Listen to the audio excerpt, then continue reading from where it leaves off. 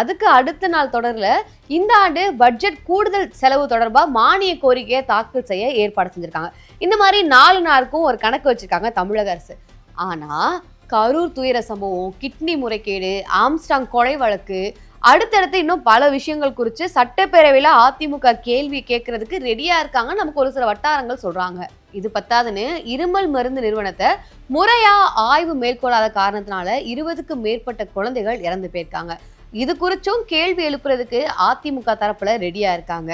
மழைக்கால முன்னெச்சரிக்கை நடவடிக்கை குறிச்சும் டெங்கு நோயை கட்டுப்படுத்த என்னென்ன நடவடிக்கைகளா எடுக்க போறீங்க அப்படின்னு எதிர்கட்சிகள் கேட்கறதுக்கு திட்டமிட்டு இருக்காங்க. சோ எங்க இவங்க இந்த கேள்விகள் எல்லாம் கேட்ட போறாங்களோ அப்படின்னு பயந்துகிட்டு தான் 4 நாட்கள்லயே கூட்டத்தை முடிச்சுக்கலாம் அப்படின்னு சபாநாயகர் அப்பாவுக்கிட்ட தகவல் சொல்லப்பட்டிருக்குன்னு சொல்றாங்க.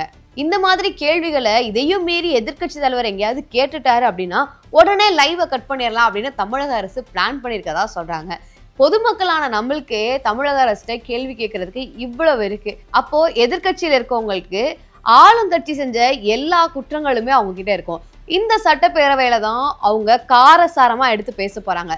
சட்டப்பேரவையில என்னென்ன கேள்விகள் கேட்கிறாங்க, அந்த கேள்விகள் எல்லாத்துக்கும் ஆளும் அரசு என்ன பதில் சொல்றாங்க அப்படின்றத பார்க்கலாம்.